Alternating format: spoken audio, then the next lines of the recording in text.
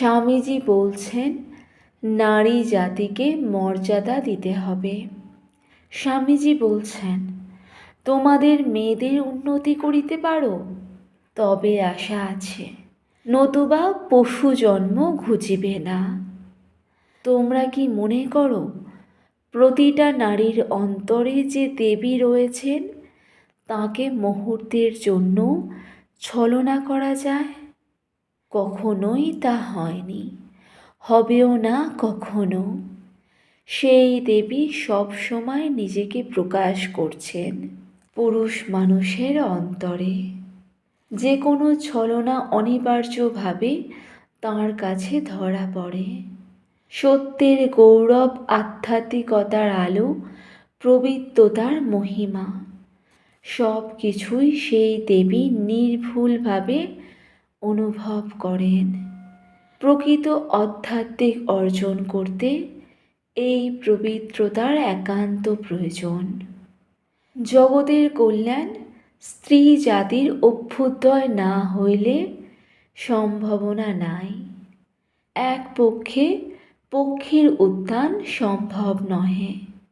সেই জন্যই রামকৃষ্ণ অবতারে স্ত্রী গরু গ্রহণ, সেই জন্যই নারীভাব সাধন, সেই জন্যই মাতৃভাব প্রচার, সেই জন্যই আমার স্ত্রীমঠ স্থাপনের জন্য প্রথম উদ্যোগ।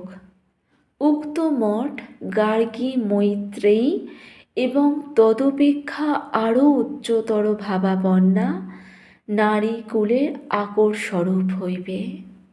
স্বামীজি বলছেন ঠাকুরকে দেখেছি স্ত্রী মাত্রেই মাতৃভাব, তা যে জাতি যেরূপ স্ত্রীলোকই হোক না কেন। দেখেছি কিনা, তাই এত করে তোদের এরূপ করতে বলি। আর মেয়েদের জন্য গ্রামে গ্রামে পাঠশালা খুলে তাদের মানুষ করতে বলি। মেয়েরা মানুষ হলে তবে তো কালে তাদের সন্তান সন্ততির দ্বারা দেশের মুখ উজ্জ্বল হবে। বিদ্যা, জ্ঞান, শক্তি, ভক্তি দেশে জেগে উঠবে।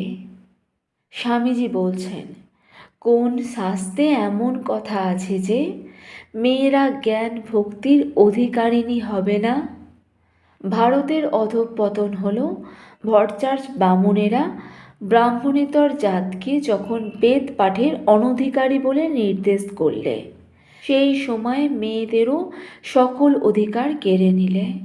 নতুবা বৈদিক যুগে, উপনিষদের যুগে দেখতে পাবি মৈত্রেয়ী, গার্গী প্রভৃতি প্রাতঃস্মরণীয়া মেয়েরা ব্রহ্মবিচারের ঋষিস্থানীয়া হয়ে রয়েছেন।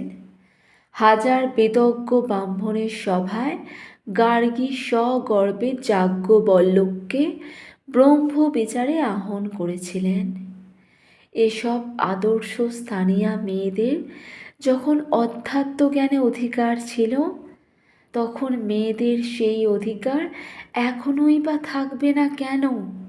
একবার যা ঘটেছে তা আবার অবশ্যই ঘটতে পারে। History repeats itself. ইতিহাসের পুনরাবৃত্তি হয়।